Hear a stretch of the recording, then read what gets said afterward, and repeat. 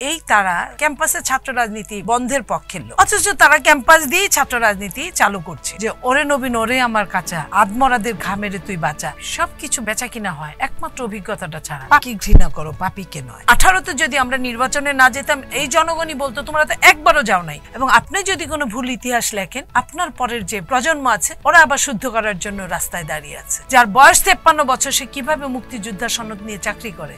আসতে গেলে আসা যায়, বেরিয়েও যাওয়া যায়, কিন্তু সেকেন্ড বার আসতে গেলে কষ্টি পাথরে যাচাই করে তারপরে তাকে আসতে হবে। সুপ্রিয় দর্শক, আপনাদের সবাইকে স্বাগত জানাচ্ছি চ্যানেল জেড আয়োজিত নিয়মিত সংবাদ বিশ্লেষণ অনুষ্ঠান জেড ফোকাসে। আপনাদের সঙ্গে আছে আমি সাইদ খান। আর আলোচনার জন্য প্রতিদিনের মতো আজও আমাদের সাথে একজন অতিথি রয়েছেন। আমাদের সাথে আজকে স্টুডিওতে উপস্থিত আছেন বিএনপি নেত্রী, সাবেক সংসদ সদস্য, একসময়ের তুখোর ছাত্র নেত্রী নীলুফার চৌধুরী মনি আপা, আপনাকে স্বাগত জানাচ্ছি। দর্শক, আপনারা জানেন জেড ফোকাসে আমরা প্রতিদিনই দিনের উল্লেখযোগ্য ঘটনা ধরে আলোচনা করে থাকি, আলোচকের মুখ থেকে বিশ্লেষণ শুনে থাকি। আজও আমাদের হাতে বেশ কয়েকটি গুরুত্বপূর্ণ খবর রয়েছে, এগুলোর আলোচনা শুনবো অতিথির মুখ থেকে।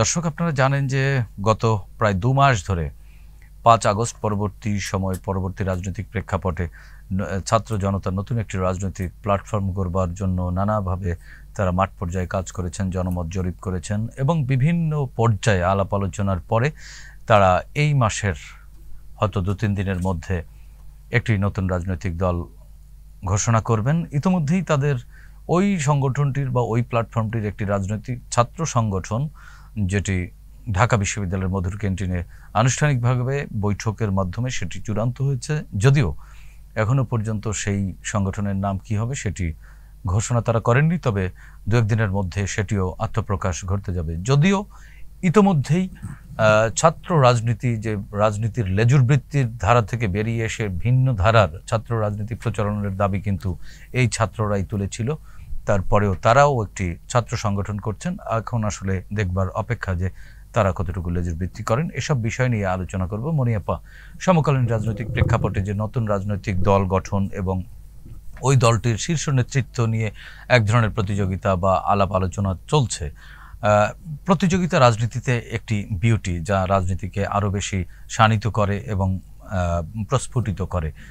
এরকম প্রতিযোগিতা অবশ্যই দরকার আছে। সেক্ষেত্রে নতুন যে ছাত্রদের নেতৃত্বে একটি রাজনৈতিক দল আসবে, সেই রাজনৈতিক দলে কারা নেতৃত্বে আসবেন এটি নিয়ে কিন্তু একটু ভিন্ন ধরনের আলোচনা চলছে। সেটি হচ্ছে যে এখানে বিভিন্ন মত পথের ছাত্ররা বা সাধারণ মানুষরা গিয়ে কিন্তু এই প্ল্যাটফর্মটি গঠন করেছিল। এখন এই রাজনৈতিক দলটি কোন ভাবধারার রাজনৈতিক আদর্শ নিয়ে আত্মপ্রকাশ করবে সেটি নিয়ে এক ধরনের বিতর্ক আছে।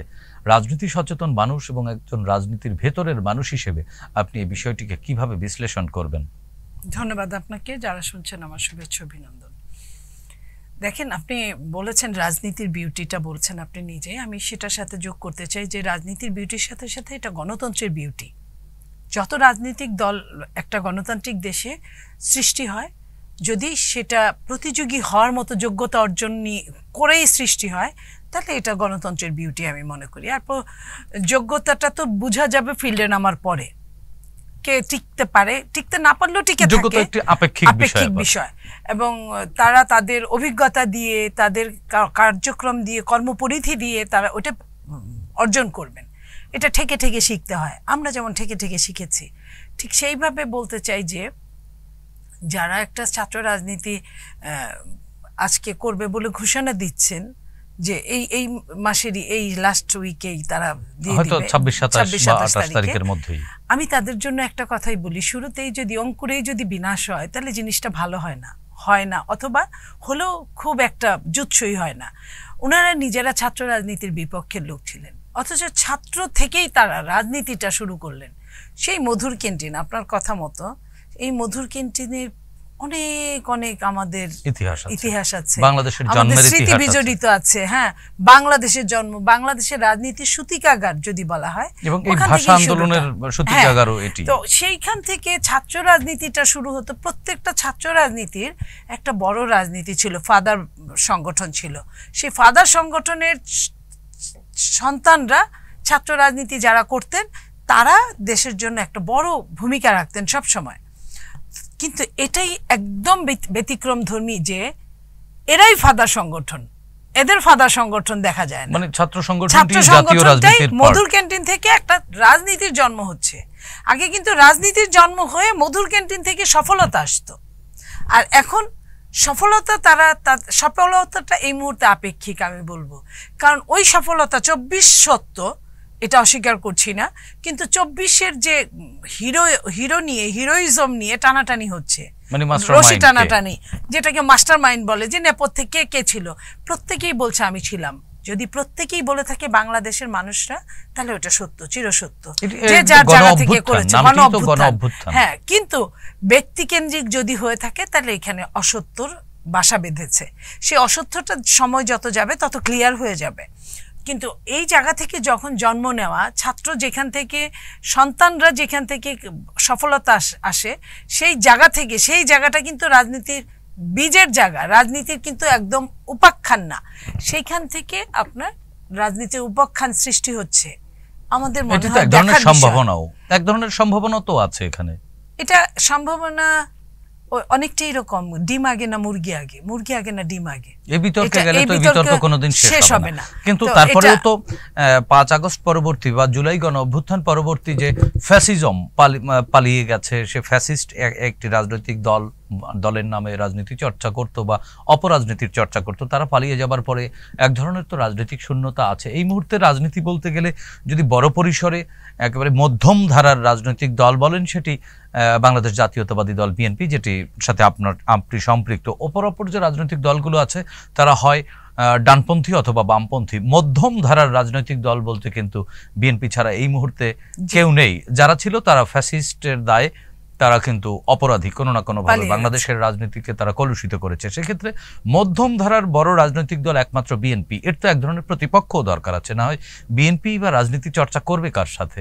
আপনি দীর্ঘদিন যদি রাজনীতি চর্চা না করেন, মোস্ট ওয়েলকামের উপর বিকল্প হতে পারে না। আমরা তাদের ওয়েলকাম করছি, তারা আমাদেরকে যে চোখেই দেখুক না কেন, আমরা বড় হিসেবে, আমরা সিনিয়র হিসেবে, আমরা একটা অভিজ্ঞ হিসেবে, আমরা একদিন রাজনীতির চর্চাকারী হিসেবে তাদেরকে আমরা মোস্ট ওয়েলকাম করেছি। এখন তারা দেখাবে তারা কি করে। যেমন ধরেন এই তারা ক্যাম্পাসে ছাত্র রাজনীতি বন্ধের পক্ষের লোক, অথচ তারা ক্যাম্পাস দিয়ে ছাত্র রাজনীতি চালু করছে না। কিন্তু ওনারা বলছেন যে ক্যাম্পাসের লেজুর ভিত্তিক রাজনীতি বন্ধের পক্ষে দাবি তুলেছেন। আপনার লেজুর ভিত্তিক কাকে বলে? লেজুর ভিত্তিক আপনার ফাদার সংগঠন থাকবে, তার জুনিয়র অঙ্গ সংগঠনরা এটা করবে, এটাকে লেজুর ভিত্তিক বলা হয় না। স্ব ভাবে করবে। একটা ছাত্র যেমন বয়স্কদের কাজ করতে পারে না, একটা বয়স্ক ঠিক তেমন ছাত্রের কাজ করতে পারে না। সেই জন্য কিন্তু রবীন্দ্রনাথ বলেছিলেন যে, ওরে নবীন ওরে আমার কাঁচা, আদমরাদের ঘামেরে তুই বাঁচা।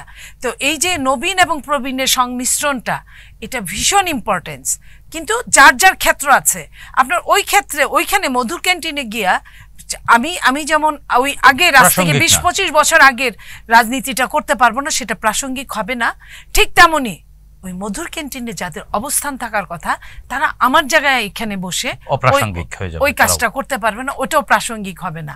প্রত্যেকটা বয়সের একটা বিউটি আছে, প্রত্যেকটা সময়ের একটা বিউটি আছে, প্রত্যেকটা সময়ের 1 ফুট, অসময়ের 10 ফুট মানুষ। তার মানে কি বলতে চাচ্ছেন যে নতুন যে রাজনৈতিক দল, এখানে অভিজ্ঞদের সমন্বয় হলে এই রাজনৈতিক প্ল্যাটফর্মটি ভালো করতো, এরকম কোন কিছু বলতে চাচ্ছেন? হ্যাঁ, অবশ্যই অভিজ্ঞতার বিকল্প হতে পারে না। আমাদের এক নেতা প্রয়াত মতিন চৌধুরী এক সময়ের স্বরাষ্ট্রমন্ত্রী ছিলেন।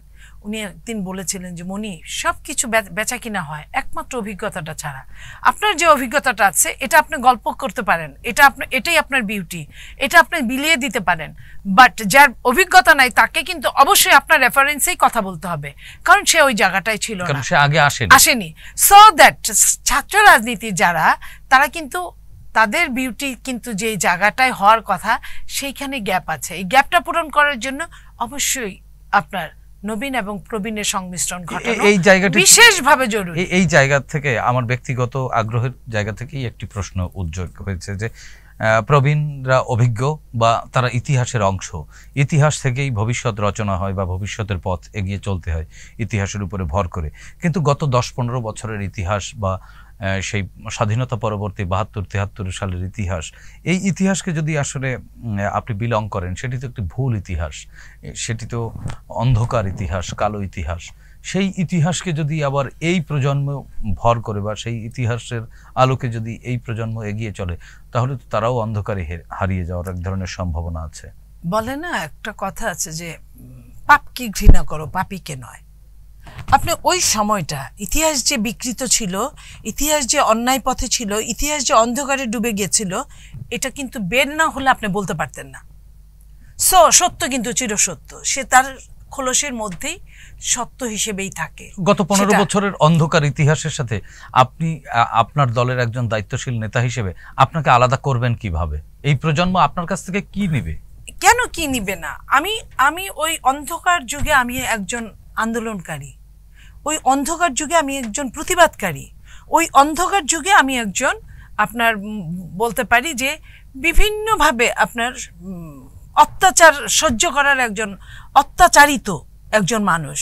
তো আমার কাছ থেকেই তো তারা শিক্ষা নিবে, আমাদের কাছ থেকেই তারা শিক্ষা নিবে যে সেই দিনগুলো কেমন ছিল। ওই দিনগুলো আমরা যখন আমাদের জীবন দিয়ে আমরা বুঝেছি, তখন কিন্তু আজকের এই সন্তানরা ভীষণ ছোট ছোট ছিল। তারা গল্প শুনে ওই যে কথাটা বললেন অভিজ্ঞতার গল্প কিছু কিছু শুনেছে, আর কিছু কিছু ওই একজন গিয়েছে, একজন মারা গিয়েছে শুনে 10 জন কিন্তু নেমে গিয়েছে। তাদেরকে যখন কন্ট্রোল করতে পারে না, তখন তাদের বাবা মারা নেমে গিয়েছে। তাদের বাবা মারা যখন নেমে গিয়েছে, তখন কিন্তু এক দফার জন্য যারা ইতিমধ্যে মাঠে, আমরা 17-18 বছর এক দফার জন্যই কাজ করছিলাম। আমরা নির্বাচন বয়কট করেছি একের অধিকবার। আমরা নির্বাচনে গিয়েও আমরা যে জনগণকে বুঝাতে পেরেছি যে এদের সাথে নির্বাচন করা যায় না, এরা প্রতারিত, আমরা জানি, আমরা জেনে বুঝেই গিয়েছি, প্রমাণ করার জন্য, জনগণকে বোঝানোর জন্য। কারণ 18তে যদি আমরা নির্বাচনে না যেতাম, এই জনগণই বলতো তোমরা তো একবারও যাও নাই, তোমরা বলো কিভাবে যে ওরা ভালো হতো না। তো এই যে ভালো হওয়ার সুযোগটা কিন্তু আল্লাহ কিন্তু আপনার কাফেরদেরকে বারবার দিয়েছে, এটা কিন্তু কোরআন শরীফে আছে, বারবার কাফেরদেরকে সুযোগ দিয়েছে। এবং সুযোগ লঙ্ঘনকারীর যে তারা কতটা নৃশংস হতে পারে, সেটা কিন্তু তারা বুঝিয়েছে। ঐতিহাসিক পরিণতি তাদের বরণ করতে হয়েছে। এই বোঝানোর পরে কিন্তু সবাই ছাত্র জনতা ঐক্যবদ্ধ হয়েছে যে এদেরকে আর ক্ষমা করা যায় না। তো সেইখানে সেই ইতিহাসটাকে স্তব্ধ করা হয়েছিল, কিন্তু ভ্যানিশ করা যায় না। ইতিহাস কখনো ভ্যানিশ করা যায় না। তো ইতিহাস এখন ইতিহাসের জায়গায় চলে এসেছে।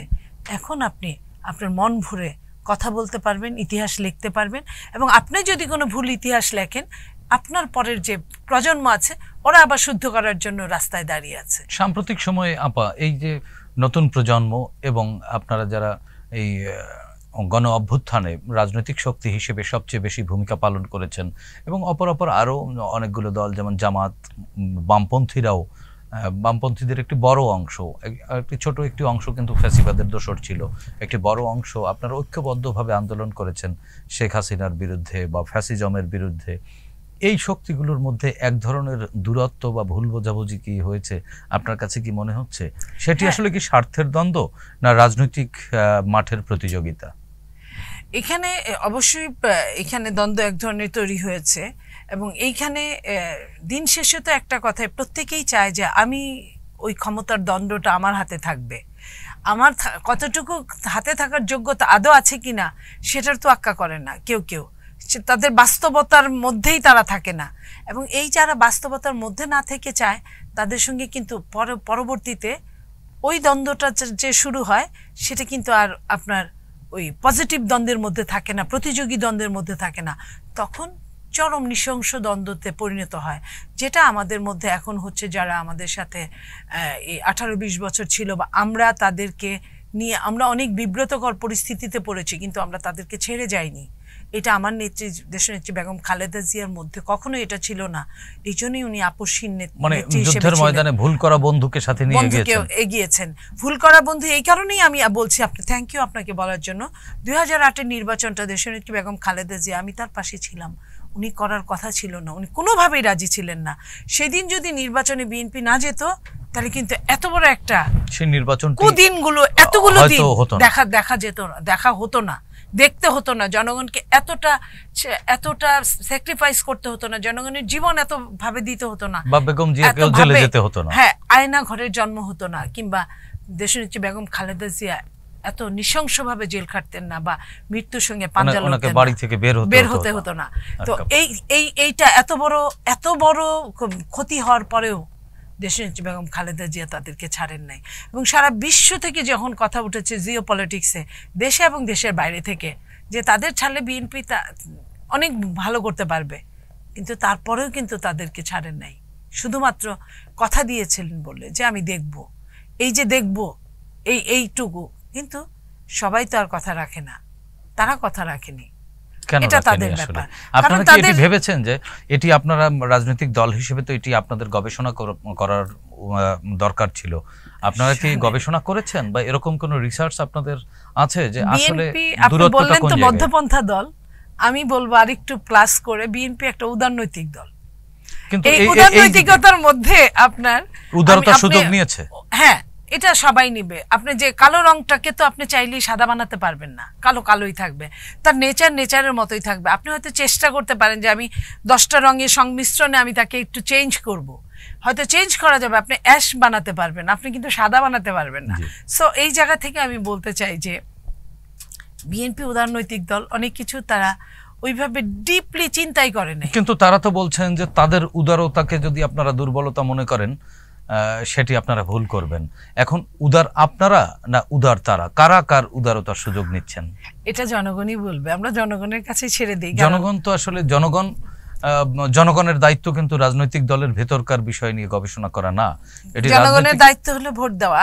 জনগণের দায়িত্ব হচ্ছে তাদের যোগ্য প্রতিনিধি বাছাই করা। যদি নিশ্চিত করতে পারি বাংলাদেশের জনগণ ভীষণভাবে বুদ্ধিমতী, আমরা যদি তাদেরকে আমার ভোটটা আমি দিব, যাকে খুশি তাকে দিব, এই ক্লিয়ারেন্সটা যদি আমরা কাগজে কলমে দিতে পারি, হাতে কাগজে কলমে, তাহলে তারা তাদের সিলটা কিন্তু ঠিক সঠিক জায়গায় মারবে। সেটি তো গেল আমার ভোটের বিষয়। কিন্তু আপনারা দুই দল কে কার উদারতার সুযোগ নিচ্ছেন? দুইজনই কিন্তু অভিযোগ করছেন। আপনি বলছেন যে বিএনপি একটি উদার নৈতিক গণতান্ত্রিক দল, আবার আপনারা বিএনপি হচ্ছে এরকম একটা দল যে আপনার এখানে আসাও যায়, বেরিয়ে যাওয়া যায়, আসতে গেলে আসা যায়, বেরিয়েও যাওয়া যায়, কিন্তু সেকেন্ড বার আসতে গেলে কষ্টি পাথরে যাচাই করে তারপরে তাকে আসতে হবে।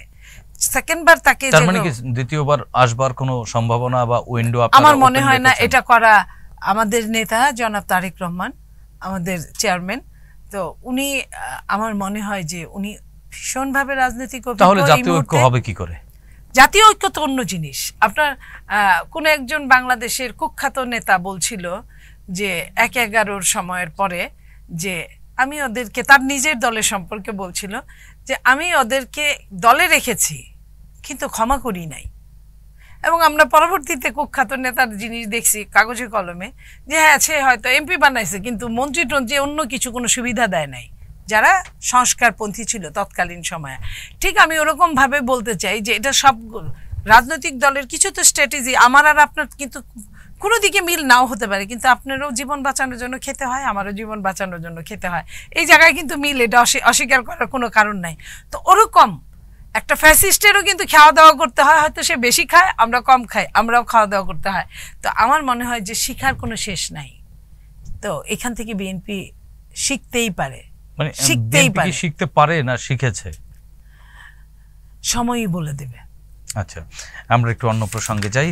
আপা, আজকের আরেকটি সংবাদ দেখলাম আমরা, দৈনিক যুগান্তর একটি সংবাদ প্রকাশ করেছে, সেটি হচ্ছে যে সাবেক মুক্তিযুদ্ধ বিষয়ক মন্ত্রী আকম মোজাম্মেল, যিনি মুক্তিযুদ্ধের বয়ান দাঁড় করিয়েছিলেন নানানভাবে, এবং তিনি সবসময় বলে বেড়াতেন যে মুক্তিযুদ্ধের প্রসঙ্গ আসলেই তিনি আবেগ আপ্লুত হয়ে যান। এই একটি জায়গায় তিনি আসলে মুক্তিযোদ্ধা ছিলেন না ওরকম, এই বিষয়টি নিয়েই আসলে কথা বলতে চাই, যে তার বিরুদ্ধে ভুয়া মুক্তিযোদ্ধা সনদ বাণিজ্যের অভিযোগ উঠেছে এবং তিনি মুক্তিযোদ্ধা ছিলেন না, অথচ এই মানুষটি হাতে এই যে মুক্তিযুদ্ধ বিষয়ক মন্ত্রণালয় তুলে দেওয়ার মাধ্যমে যে মুক্তিযুদ্ধ নিয়ে যে এক ধরনের বিকৃত ইতিহাস বা মুক্তিযুদ্ধের যে ভেন্ডরিং, হ্যাঁ, রং ভেন্ডরিং হয়েছে কিনা, বা এটি আসলে কোন ধরনের অপরাধ ছিল, কারণ মুক্তিযুদ্ধ কিন্তু আমাদের জাতীয় আবেগ এবং অনুভূতির জায়গা, এবং বাংলাদেশের এই যে ৫৬,০০০ বর্গমাইল লাল সবুজের পতাকা, এবং আজকে যে জায়গায় দাঁড়িয়ে আমরা কথা বলছি, যে জায়গায়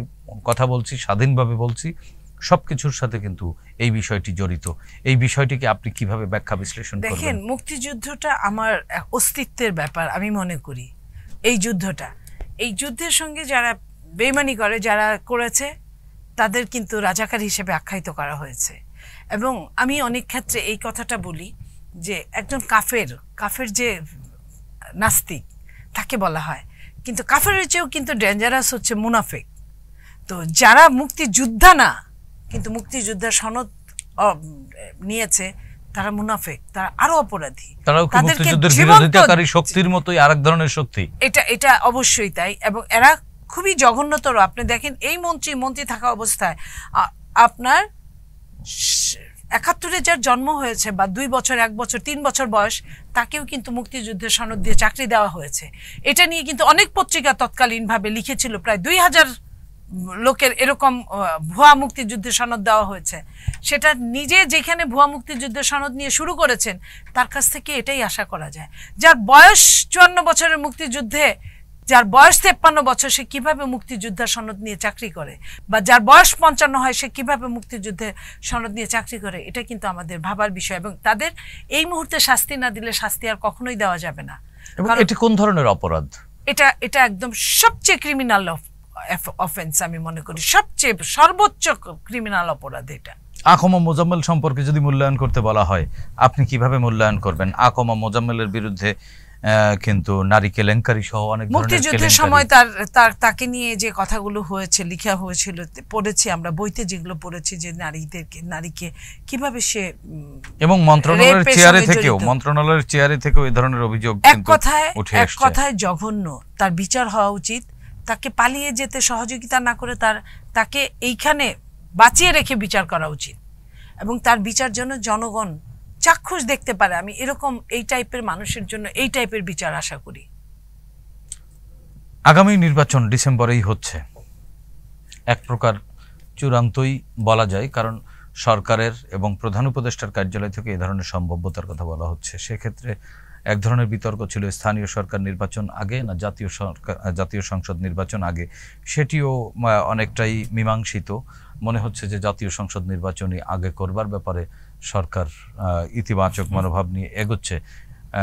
চলমান বাস্তবতায় আসলে জাতীয় সংসদ নির্বাচন করবার জন্য, সুষ্ঠু, অংশগ্রহণমূলক এবং অবাধ করবার জন্য যে আইনশৃঙ্খলা পরিস্থিতি, যে প্রশাসনিক অবকাঠামো, এবং এরই মধ্যে আপনি দেখছেন যে 18 সালে যারা নির্বাচনকে টেম্পারিং করেছে এবং মধ্যরাতের ভোট অনুষ্ঠানে সহযোগী হয়েছে, তাদেরকে নানানভাবে কিন্তু শাস্তির আওতায় আনবার ব্যাপারে সরকার পদক্ষেপ নিয়েছে। তো সেক্ষেত্রে এই প্রশাসন দিয়ে সুষ্ঠু অবাধ করা সম্ভব কিনা, বা ফ্যাসিবাদের অভিযোগে যে আওয়ামী লীগ পালিয়ে গেছে, তাদের চূড়ান্ত বিচার শেষ না করে এই ধরনের একটি নির্বাচন অনুষ্ঠিত হলে সেই নির্বাচনে ফ্যাসিবাদ কোনো না কোনোভাবে ছদ্মবেশে ঢুকে পড়তে পারে কিনা, এবং আমাদের জাতীয় জীবনে এক ধরনের বিপর্যয়ের সৃষ্টি করতে পারে কিনা। আপনি যত বড় প্রশ্ন বললেন, আপনার প্রশ্নের মধ্যে আপনার উত্তর ছিল।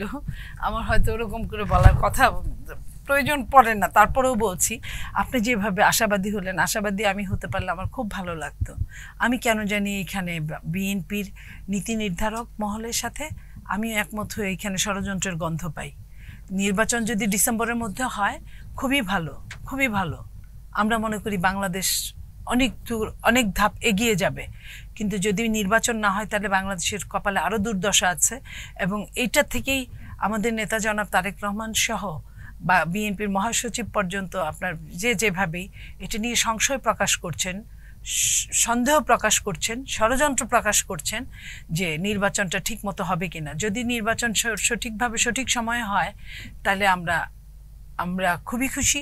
কারণ আমরা চাই, বিএনপি বাংলাদেশ জাতীয়তাবাদী দল রেডি আছে ফর নির্বাচন, এবং যে কোনো সময় সেটা আগে হতে পারে। এই ফ্যাসিবাদের বিচার নিশ্চিত করতে হবে। ফ্যাসিবাদের বিচার তো বিচারের জায়গায় হবে। বিচার কি কিভাবে আপনি বিচার নিশ্চিত করবেন? আপনি তো তাদেরকে সুবিধাই দিয়ে দিয়েছেন পালিয়ে যাওয়ার। এতগুলো ফ্যাসিবাদী শক্তি কিভাবে পালিয়ে, হাই প্রোফাইলের লোকগুলো কিভাবে পালিয়ে গেল আপনার চোখের সামনে দিয়ে? নাকের ডগার উপর দিয়ে আপনি তারা চলে গেল, পালিয়ে গেল, আমরা ধরতে পারলাম না তাদের, এখন বিদেশ দেখি, এদের আপনি কি বিচার করবেন? আর যারা আছে তাদেরও ধরপাকড় হচ্ছে না, আইনের অনুশাসন নাই। এখন আপনি যদি 7 মাস পরে যদি এই দোহাই দেন যে তাদেরকে আগে বিচার করতে হবে, এই বিচারের কিন্তু শেষ নাই। একটা বিচার নিম্ন আদালত আছে, উচ্চ আদালত আছে, তারপরেও আপনার অ্যাপিলেট বিভাগ আছে, এটা কিন্তু রাষ্ট্রপতি পর্যন্ত আছে। আপনি বুঝেন তাহলে এই নির্বাচন যদি বিচারের পরে হয় তাহলে এই নির্বাচন কোথায় গিয়ে ঠেকবে? সো বিচারের জায়গায় তারা বলেছে এই সরকার যে অক্টোবরে তাদের বিচার হবে। অক্টোবর পর্যন্ত যদি বিচার হয় আমরা দেখতে চাই যে কি বিচার হবে, আর মামলার মেরিটগুলা কেমন, বিচার হওয়ার মতো কতটা ইম্পর্টেন্ট ওইখানে, এটারও বিবেচনা করতে হবে। যে কিন্তু বিচার না হলে তো আওয়ামী লীগকে আপনি রাজনীতি থেকে বাইরে রাখতে পারবেন না। আপনি আওয়ামী লীগকে রাজনীতি, আপনি বিচার যদি সঠিক মতো বিচার স্টার্ট করে, আওয়ামী লীগ তো এমনিই দৌড়ের উপর থাকবে, তারা আসবে না। কিন্তু তারা তো অবৈধ হচ্ছে না, তারা তো বৈধই থাকছে। অবৈধ যখন আপনার 100 জনের 99 জন যখন সমস্যা সংকুল অবস্থার মধ্যে ফিট যাবে, তখন তাদের আসবে কেরা, তাদের পক্ষ হয়ে আসবে কে? আমি মনে করি এক কথায় আপনি নিষিদ্ধ করলেন, এটা কোনো সুরাহা হলো না। নিষিদ্ধ করার আগে কেন, কি কারণে, কি কি ঘটনা ঘটেছে, ঘটনাগুলোকে সামনে আনতে হবে। সামনে এনে যখন আপনি আইনি প্রক্রিয়ায় যাবেন, সেটা আইনের ব্যাপার, সেটা আমার মুখ দিয়ে আপনার মুখ দিয়ে না বলাই বেটার আমি মনে করি। জি, তার মানে আপনি কি মানে এক ধরনের দ্বিধাদ্বন্দ্বের মধ্যে আছেন? না, আমি আইনকে শ্রদ্ধা করি, আইনকে সম্মান করি। আইন যদি আইনের মতো নিষিদ্ধ করে দেয়, আপনি দেখেন, আমি জামাত ইসলামীর কথা বলছি এখন। 5ই আগস্টের 2 দিন আগে জামাত ইসলামীকে চরমভাবে ব্যান করা হলো। তাতে কি জামাত ইসলামী, কিন্তু তাদের ইলেকশন করার ক্ষমতা নাই এখন পর্যন্ত, ওটা চালু হয় নাই ব্যান। তাতে কি জামাত ইসলামী কি ব্যান হয়ে আছে? তারা তো ঠিকই কাজ করছে, তারা তো আরো ওভার কাজ করছে। তো এই যে আপনি যে আরেকটা আমরা ব্যান করব, ওরা ব্যান করছিল জামাতকে, জামাত এখন কিন্তু ফুরফুরে অবস্থায় আছে। আবার আমরা যে ব্যান করব, আগামী দিনে কারা কখন কিভাবে রাষ্ট্র পরিচালনায় আসবে আমি বা আপনি জানেন না। তো সেইখানে তাদের কি অবস্থা হবে? সো এই মৌখিক ব্যান, এইভাবে বাধ্যতামূলক ব্যান করার কোনো কারণ নাই। আইনের গতিতে আইন চলুক, আমরা আইনের প্রতি শ্রদ্ধাশীল হই, এবং আইনটা যত তড়িৎ গতিতে হয় সেই ব্যবস্থা আমরা করতে পারি। এবং রাজনৈতিক দল হিসেবে তো, বড় রাজনৈতিক দল হিসেবে আপনাদেরও অনেক দায় রয়েছে। হ্যাঁ, আমাদের দায় রয়েছে। এই জন্য কিন্তু দায়িত্বশীলতা কিন্তু অন্য জিনিস। যে গাছ যত ফল দেয় তত নুয়ে থাকে। বিএনপির জন্য আমি এই কথাটাই বলবো। তো সেই জন্য তার দায়িত্বশীলতার জায়গা থেকে সে, অন্য দলরা যেভাবে যা খুশি তা বলতে পারে, বিএনপি সেভাবে বলতে পারে না, বা বলা ঠিকও না। একেবারে শেষ করবো, তারপর ছোট্ট করে একটু জানতে চাই যে আপনি দায়িত্বশীলতার জায়গা থেকে আসলেন, যে দল বা যে গাছ যত বেশি ফলবান সেই গাছ তত বেশি নুয়ে থাকে। তো বিএনপি অনেক বড় রাজনৈতিক দল হিসেবে এবং তার অভিজ্ঞতা এবং রাষ্ট্র পরিচালনার অভিজ্ঞতার দিক দিয়ে এই মুহূর্তে যারা রাজনীতি করছেন, রাজনৈতিক দলগুলো রয়েছেন, তারা অনেকটাই পিছিয়ে। তো সেই জায়গা থেকে বিএনপির তৃণমূলে তো এক ধরনের বিশৃঙ্খলা রয়েছেই। কিছু অভিযোগ আসছে, কিছু অভিযোগ হয়তো আসছে না, অনেকেই করছে। আপনি কি মনে করেন যে বিএনপি মিডিয়া মবের শিকার হচ্ছে প্রতিনিয়ত, বা নানানভাবে রাজনৈতিক মবের মুখে পড়ে আছে? বিষয়টি কি এরকম মনে করেন কিনা? অনেকেই আপনাদের অনেক নেতারাই বলছেন যে বিএনপি এক ধরনের মবের মুখে ঠেলে দেওয়া হচ্ছে বিএনপিকে। হ্যাঁ, বিএনপির আরেকটু, আমি মনে করি আমি মানুষ হিসেবে বলছি, এখন বিএনপির নেতা হিসেবে বলছি না, বিএনপির আরেকটু ট্রান্সপারেন্সি থাকা দরকার এইখানে। যখন যেখানে যে মানে প্রপার, আমরা বলতে চাই আমরা কেউ ফেরেশতা না, আমরা মানুষ, আমাদের ভুল শুদ্ধ হবে, আমরা যেখানে যার ভুল হবে সাথে সাথে যদি অ্যাকশনে যায়। আমার কথা হলো, দুষ্ট গরুর চেয়ে শূন্য গোয়াল অনেক ভালো, এটা একটা জিনিস। আর মবটা যেটা বললেন, অবশ্যই মবে শিকার হতে পারে, যদি রক্ষণাবেক্ষণ করার জন্য যদি সঠিক মানুষ না থাকে, তাহলে তো আমার লোকজন মবে শিকার হবে, বিএনপি মবে শিকার হবে, এটাই স্বাভাবিক। তো সেই জায়গায়, প্রত্যেকটা জায়গায় আমি মনে করি বিএনপির প্রত্যেকটা জায়গায় সমৃদ্ধ হওয়ার জন্য, এবং এই যে বিএনপি মবের মুখে পড়ছে, এটির জন্য বিএনপির দায়িত্বহীনতাকে দায়ী করছেন আপনি? বিষয়টি কি এরকম? না, কিছুটা উদারনৈতিকতাকে দায়ী করছি, কিছুটা আমি বলবো যে বিএনপির একটা সমস্যা আছে, আমাদের পক্ষে কেউ কিছু কথা বললে আমরা মনে করি যে এই লোকটা বোধহয় আমার, এই আমার লোক চেনা না, আপনার দলের প্রিন্সিপালই তো উদার। আমার লোক চেনাটা আমি স্বীকার করছি, বলছি যে এইখানে এই চরম উদার নৈতিকতা, এই উদার নৈতিকতাটা বিএনপির থাকা উচিত না। অথচ সেই লোক কিন্তু আমার কখনোই ছিল না, কখনোই না, আগামীতেও হবে না। কারণ সেই লোক সরকারের সমালোচনা করেছে, তাতে আমার পক্ষে গিয়েছে, তার মানে কিন্তু সে আমার লোক না। মানে মেহমানকে ঘরের লোক মনে করা। হ্যাঁ, ঘরের লোক মনে করা, এটা কখনোই ঠিক না। মেহমান কখনো কখনো ডাকাতও হতে পারে।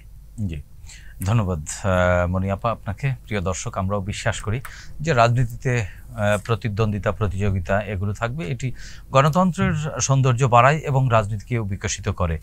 এবং 5 আগস্ট যে জাতীয় ঐক্য আমাদের তৈরি হয়েছিল ফ্যাসিবাদের বিরুদ্ধে, দুঃশাসনের বিরুদ্ধে, অন্যায়ের বিরুদ্ধে, যে জাতীয় ঐক্য আমাদের তৈরি হয়েছে, আমরা এখনো বিশ্বাস করি আগামী দিনেও এই বাংলাদেশের বিরুদ্ধের যত শক্তি আছে, গণতন্ত্রের জন্য যে হুমকি শক্তিগুলো রয়েছে, বা আমাদের প্রচলিত সামাজিক সংস্কৃতির জন্য বাধা হয়ে যারাই দাঁড়াবে, সেই সকল বাধা দূর করবার জন্য বাংলাদেশের আপামর জনসাধারণ দল মত পথের ঊর্ধ্বে উঠে আবারও বৃহৎ ঐক্য তৈরি করে যে গণতন্ত্রের স্বপ্ন আমরা দেখছি, সেই স্বপ্ন বাস্তবায়ন হবে এবং বাংলাদেশ তার কাঙ্ক্ষিত জায়গায় পৌঁছবে, বিশ্ব দরবারে মাথা উঁচু করে দাঁড়াবে, এই প্রত্যাশা ব্যক্ত করে আজকের মতো এখানেই শেষ করছি।